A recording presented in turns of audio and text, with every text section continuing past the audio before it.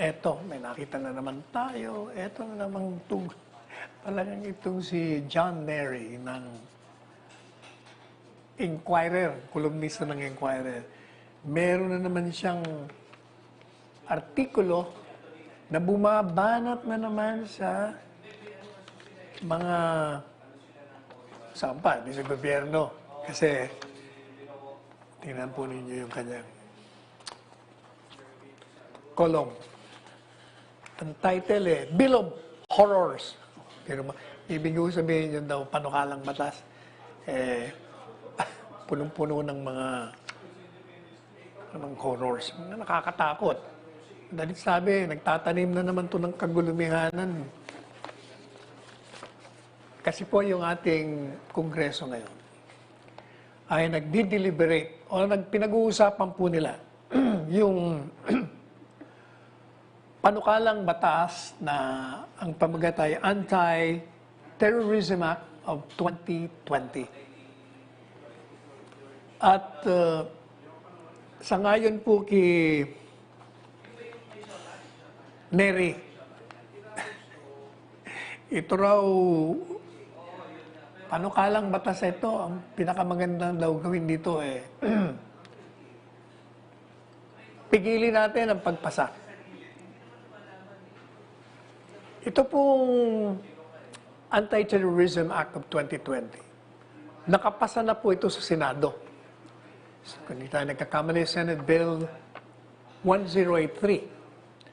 At inadapt po ito ng House of Reps in toto under House Bill 7875. At naglalayon po ito na dagdagan ng mga parusa laban sa mga terorista at pabayin ang panahon kung saan pwede mo iditini o ikulong muna pansamantala ang mga pinaghihinalang terorista. Ano po ba ang meron sa proposed Anti-Terrorism Act?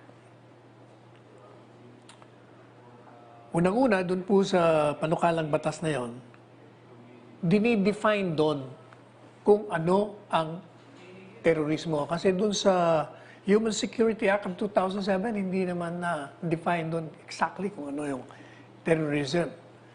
At mula nung nagsimula yung terorismong yan, ito po walang kinikilalang bansa ito It crosses international borders.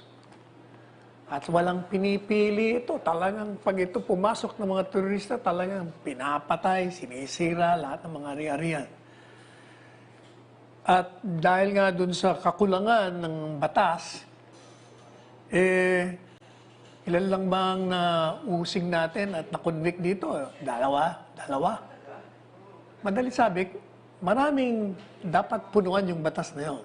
Kaya ngayon, yung panukalang batas po yun, ito ang sinasabi kung ano ba ang terorismo, sino ba ang terorista. Ang sabi po rito ay ganito, yung sino mang tao sa loob man o sa labas ng Pilipinas, regardless of the stage of execution, whether it be attempted, prostrated, o consummated, pag ito'y ginawa mong mga bagay-bagay na ito, ikaw isang terorista. Ano po yun? Halimbawa, ikaw ay gumawa ng isang aksyon o akto na ang layunin ay magriresulta sa pagkamatay ng isang tao o magdudulot ng maselang kapansanan doon sa isang tao, o kaya naman, manganganib ang buhay ng isang tao. Ano pa? Yung pong mga aksyon o mga akto na naglalayon na lumikha ng malawak na danyos o pagsira sa isang government facility or public facility. o kaya sa isang public na lugar, o kaya naman pribadong ari-arian. Ano pa? Yun din pong mga akto na ang layunin, gagawa ka ng malawak na interference. Kumbaga, ini-stop mo na at magkakaroon ng danyos, sisirain mo yung mga critical na infrastructure, halimbawa yung mga bridges o yung mga skyway. Ano pa? Pag ikaw raw ay mag-develop, lumika, mag-manufacture, o kaya you possess, o may hawak ka, o mag-acquire, o makuha mo, o binili mo, o kaya i-transport mo, mga supply, o mga weapons, pati mga explosives, kahit na anong mga klaseng armas, biological man ito, nuclear, o kaya radiological or chemical weapons. Alam niyo naman ngayon, maraming klaseng armas. Ano pa? Yun daw pong nagre-release, nagpapalabas ng mga mapanganib na substances. O kaya, ikaw ililika ng mga sunog, mga baha, or pagsabog, na yung layunin mo dun sa ginawa mong yon, ng paglikha ng sunog, paglikha ng baha, o pagpapasabog mo, ang layunin mo dun para takutin mo yung publiko o intimidate mo. O kaya lumikha ka ng kalakaran at labas ka ng mensahe ng pagkatakot para maiprovoke o impluensya mo o intimidate mo ang gobyerno o alinman sa mga international na organisasyon. O kaya naman, ito ay i-destabilize mo, guguluhin mo upang sirain mo yung political order o kaya economic order o yung social structure sa isang bansa. O lumikha ka ng public emergency o seriously undermining public safety. Yung pong mga binanggit natin, yun ang mga acts o gawain na pag ginawa mo yon, ikaw ay magiging terorista at nagkamit ka ng krimen ng terrorism or terorismo. Ano po ba ang kaparusahan dito? Ang penalty po rito ay habang buhay. At hindi ka na po pwedeng magparol dito. Hindi ka na bibigyan ng parol kung ikay makonvict. Meron din naman nung sinasabi sa batas. Kasi nga, yung iba, sinasabi lang ako, anti-democratic, anti-poor, ginagamit lang yan. Weapon para sirain yung mga kalayaan natin. Kaya sabi sa batas, teka muna, itong terorismo na sinabi natin kanina kung ano yung mga akto o aksyon na gagawin mo, itong mga kalakaran na babanggitin natin, ay hindi kasama ito. Ano yun? Advocacy. Protesta. Halimbawa, kung magpuprotesta ka, pupunta sa lansangan, yun isang karapatan yun. Hindi yun terorismo. O kaya, anumang mga pag-exercise mo ng civil and political rights. Na pag ginawa mo naman yun, hindi naman ang intensyon mo makamatay ka ng tao, o kaya makasakit ka ng tao, o kaya naman ilagay mo sa panganib ang buhay ng isang tao, or lumikha ka ng maselang risk sa kaligtasan ng publiko. Yan po. Siyempre, gaya ng inaasahan natin, ito, nung pinag-uusapan pa lang, 3 taon na nga po itong pinag-uusapan meron ng mga grupo na kontra Lalong-lalo na yung siyempre yung mga alyado sa kaliwa, yung mga komunista, yung mga kontra sa gobyerno. At sinasabi nila na itong panukalang batas na ito ay laban to sa sambayanan, laban to sa karapatang pangtao, at ito'y naglalayon lamang na palakasin ang kapangyarihan ng isang presidente. And gaya ng inaasahan na rin natin, yung mga dati, mga anti-Duterte critics, na kagaya nga nitong kolumnistang itong si John Nery, ay, yun, nagpalipad na rin ng kanilang mga kritisismo. Kasama na yung mga iba pang organisasyon. Yung mga abogado, o kagaya nitong si Chel Jokno, isa pa to. Basta nakakita ng ibaba natin. Pero tingnan natin, ano ba sinasabi? Ang sabi po ni John Nery, una, binanatan niya muna yung, yung walang preparasyon, yung unang araw daw, preparasyon sa pagtugon sa COVID, yun muna. Pero sabi niya, but let us for now focus on one outrage. Mag-concentrate daw tayo ngayon sa kanyang paksahin.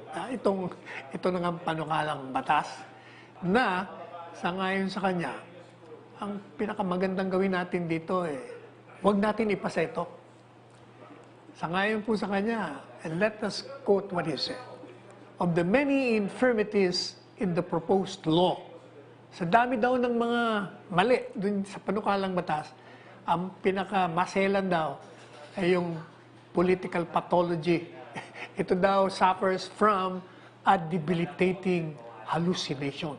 Kumbaga, yun daw parang lumili ka ng mga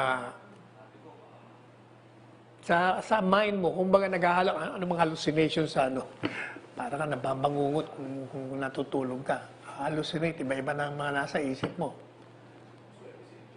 Eh, sinasabi niya na katotohanan daw, ito talaga ang nito, layunin.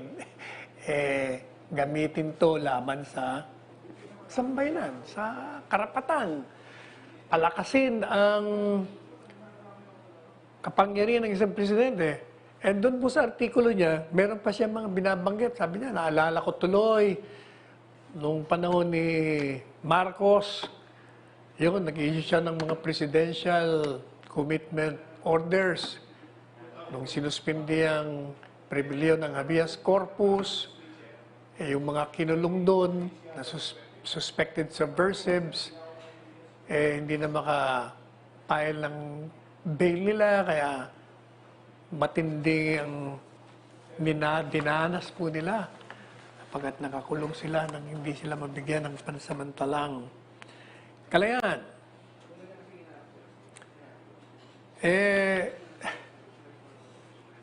Binasa po natin yung panukalang batas. Mamaya, bibigyan pa natin kayo ng mga ibang salient provisions. At sa tingin natin, yung sinasabi niyang that proposed law is suffering from debilitating hallucinations. Palagay ko, dinidescribe niya sarili niya. Mukha siya ang binabangungot dito. Sapagkat, ang katotohanan, lumilikha siya ng takot sa isipan niya.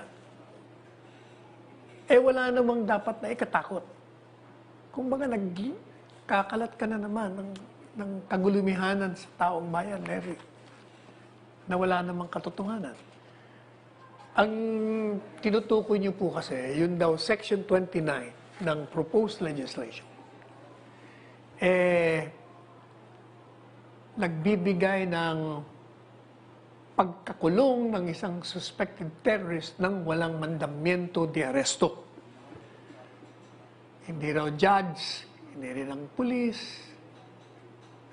Kasi hindi po ba na babanggit na rin natin dito. Bago ang isang mandamiento de arresto ay lumabas, ang judge na mag-i-issue nun.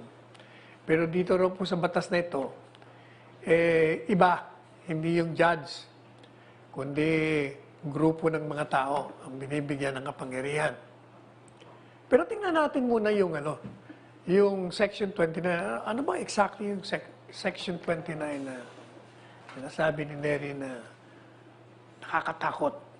Sinasabi lang naman po rito na yung pong mga pulis o kaya military personnel na sila po ay otorisado in writing, sapagkat yung magbibigay nun ay yung ATC. Pag ikaw ay nakahuli ng isang suspected terrorist, ang gagawin po rito, ordinarily, kung wala yung batas na ito, kailangan ang pinaka-maximum na pwede mo siyang ikulong bago mo ibigay sa judicial authority, 3 araw. Pero dito sa batas na ito, pwede pong tumagal hanggang 24 oras, 24 araw.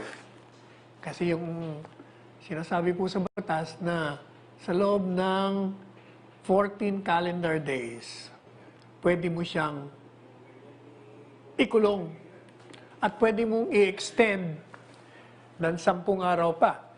Kaya ang total, pangkalahatan 24 días, calendar days. Pwede mo pong i-extend ito from 14, pwedeng gawin ng 10, pero mayroong mga requirements. Ano po ba ito? Kailangan ay kailangan mong ikulong yan sapagkat you have to preserve the evidence kaugnay dun sa kaso. Pangalawa, kailangan na ma-detain yan sapagkat baka gumawa pa ng krimen uli yan, ang terorismo. Pangatlo, merong investigasyon at nasa tamang proseso naman at hindi naman dinidelay. Madalit sabi, kahit na kinulong mo yan ng 24 days maximum, nire-require pa rin po ng batas na dapat na isurrender mo yan sa judicial authorities. Ibig sabihin, kailangan mong pailan na ng kaso yan. At meron pong mga requirements din doon. Kailangan i-notify mo in writing ang judge. Doon sa pinakamalapit na hukuman kung saan mo inaresto yung suspected terrorist. Sasabihin mo yung oras, yung petsa, at yung pamamaraan ng pag-aresto mo. Yung lokasyon o kung saan mo nakuha yung detained suspect. Pati yung kanyang kondisyon mentally o physical. May diferensya na yung utak niya o kaya naman baka nasaktan niya. Kailangan sabihin mo yun sa judge. Ano pa? Pagkatapos mo nun, yung pong ATC and the Commission on Human Rights ay bibigyan rin ng notice. After that, ano ang gagawin? Yung head ng detaining facility, sisiguraduhin mo, itong malaga. Ito ang dapat malaman ni John Neri, na kahit na nakakulong ng 24 days maximum, abay bibigyan mo siya ng kanyang karapatan na malaman niya kung ano yung karapatan niya sa ilalim ng saligang batas. Like yung karapatan malaman niya, bakit mo siya inaresto, bakit mo siya kinulong, ano bang demanda, ano mga akusasyon mo sa kanya. Kailangan malaman niya rin at sasabihin mo sa kanya, meron din siyang karapatan na kumuha ng kanyang abogado at bisitahin siya ng kanyang abogado.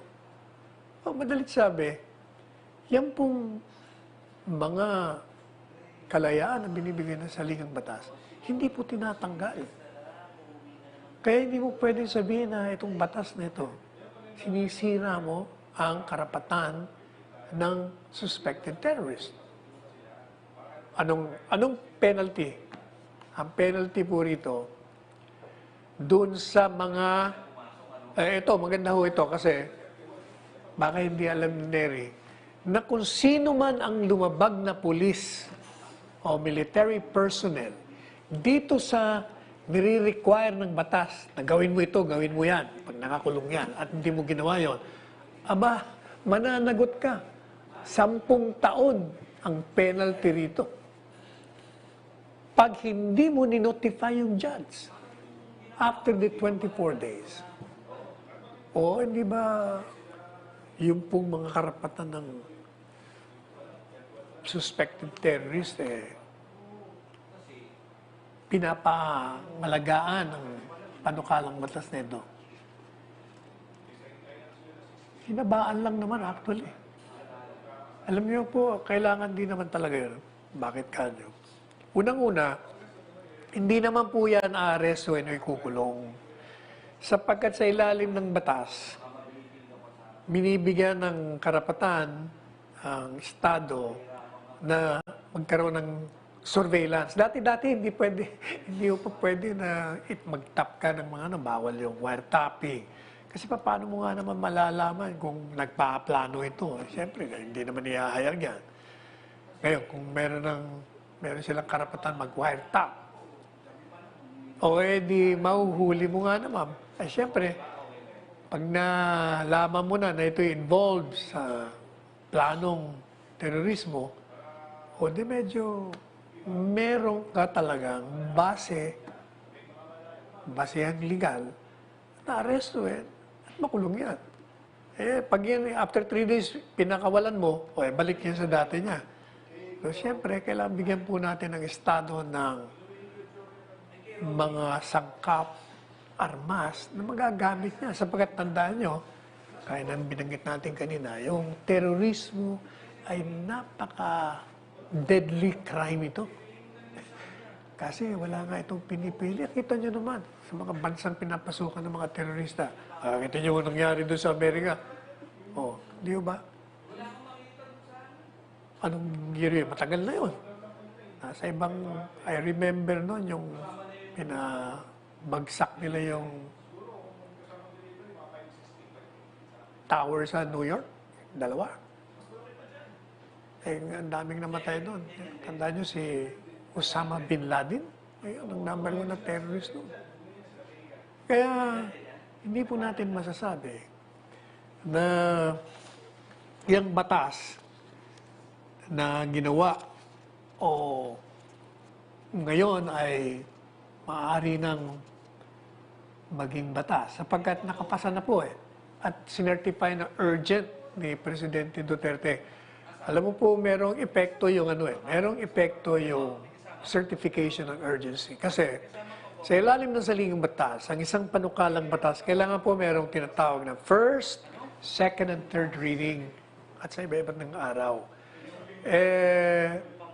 Pag urgently certified, pwede nang i-waive yun. At matatapos na naman yung session ng Kongreso. Kaya kailangan ma-certify para may pasok na natin yun. Kailangan po natin yun. Tsaka, tatandaan nyo, hindi ba mga senador natin, maraming kritik dyan. At maraming masugid na sinusuri ang anumang panukalang batas na makakasira sa karapatan ng tao. Yan sila Senador Lacson. Yan si Senador Drilon. Pero the fact alone na nakapasa yan sa Senado, 2 lang ang alam kong kumontra niyan. Si Senador Pangilinan at saka si Senador Ontiveros. Pero yung mga ordinarily mga kontra, in fact, si Senator Lacson ang author ng bill na ito. So, that speaks for the timeliness and necessity. Sabihin, kahit na itong mga kritiko, naniniwala na kailangan na po natin ang ganitong uri ng batas upang matugunan natin ang maselang krimeng terorismo na kumikitil sa maraming buhay at sumisira sa ari-arian. Nakita niyo yung ginawa nila sa Marawi? Hanggang ngayon, 3 taon na. hindi pa nakakaahon tayo. Yung estruktura nun, sira-sira pa na.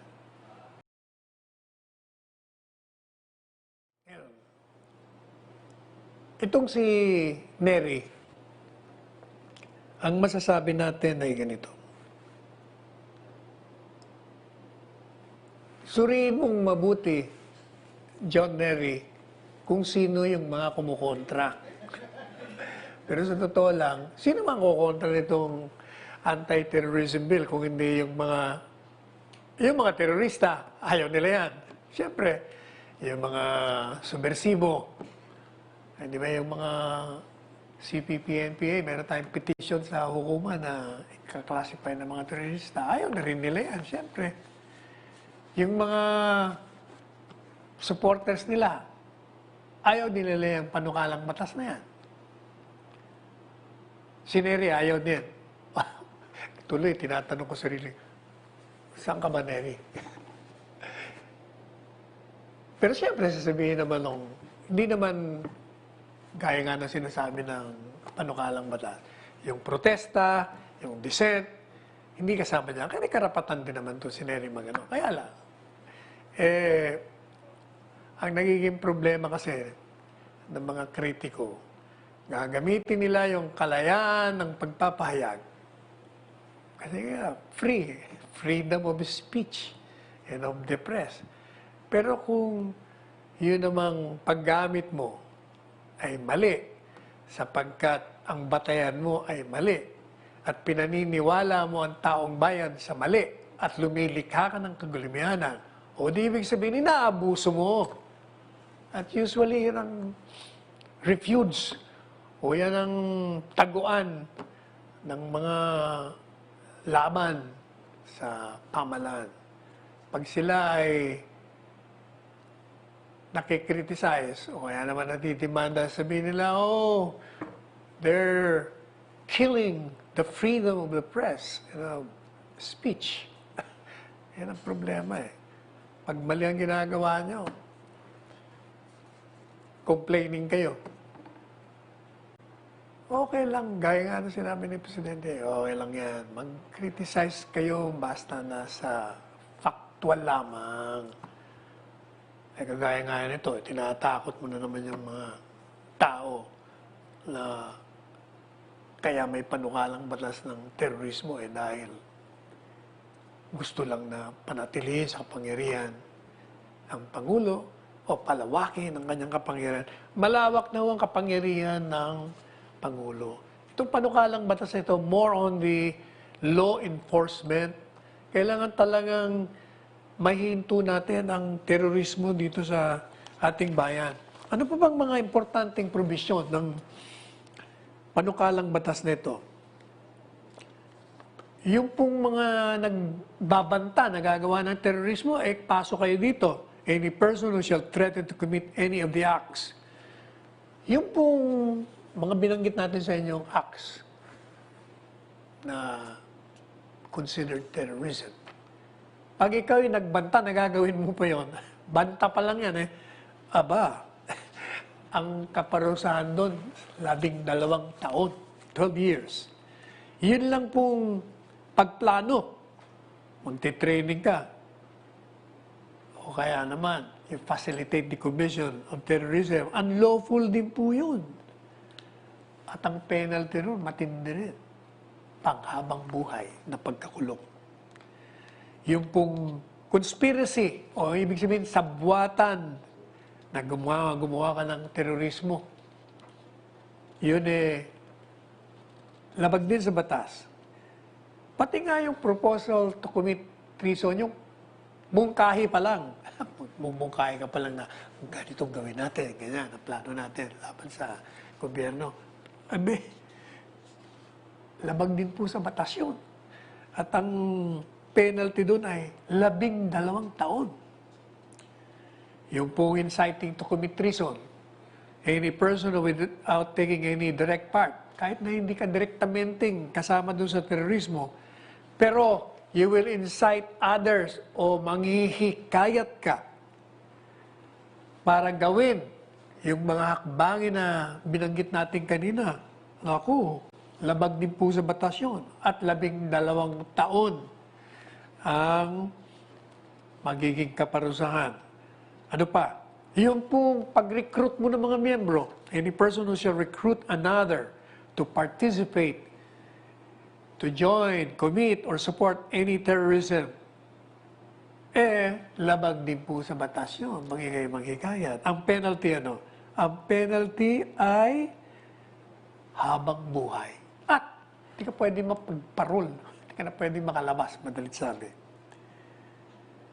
Pati ho yung tao na nag-organize or facilitates the travel. Halimbawa, yung mga terorista, gusto nilang lumipat sa isang lugar at nagpairam ka ng sasakyan mo, tala mo na mga terorista yan, kasama ka doon. Labag din po sa batas yan. Tapos, ano pa, yung publishing an advertisement or propaganda for the purpose of recruiting person, o yun lang po, nag-advertise ka para makarecruit ka ng tao, maging miyembro ng mga terrorist organization, bawal yun. Kasama na rin yung mga foreign terrorist, ha? Hindi ba sabi nga doon any person within or without the Philippines. So, ibig sabihin, nandito ka sa Pilipinas o sa labas ka, o ikaw man dayuhan o mamamayan, ako, pasok ka dito. Pati nga yung providing material support, pag tinulungan mo itong mga terorista. Halimbawa, nag-contribute ka ng pera, pairam ka ng sasakyan. Lahat na uri ng material support. Ito po ay kasama rin. Accessory. Any person who having knowledge of the commission of any crime takes part subsequent to its commission. Kahit na hindi ka nag-participate, pero after that, nung ginawa na yung terorismo, may ginawa kang bagay na nakatulong sa kanila, patay. Kasama ka dun. Ano naman yung penalty ng public official? Ito, Mary, baka hindi mo naman nabasa ito. Yung mga public official dito na found guilty ng terrorism from whatever acts na binanggit natin kanina, pwedeng demanda at matanggal sa pwesto, makulong. Kasi grave misconduct yun at disloyalty yun, lalabas. Ito yung binabanggit po natin, na surveillance of suspects and interception and recording of communications. Na notwithstanding yung mga batas na bawal, pero pag ito'y naipasa at napirma na maging batas, yung pong law enforcement agent or military personnel maaari, ano gagawin nila? Upon a written order of the Court of Appeals, takbo kayo sa Court of Appeals kung gusto nyo mag-wiretap. Pwede kang makinig, mag-intercept, basahin, surveillance ka, i-record mo with the use of any form. Ano mang klaseng gagamitin mong device, electronic, mechanical, or other equipment na binigay sa atin ng science. Marami na bakit? Marami, malalaman mo na yung, hindi ba? Marami nang na-invento na naririnig mo kahit na nandun sa kabilang bansa. Pwede na hong gamitin yan ng mga military personnel or police officer. Ito ang sinasabi ko, Neri, na basahin mo rin to kasi hindi naman gano'n kasimple na makakakuha ka ng gano'ng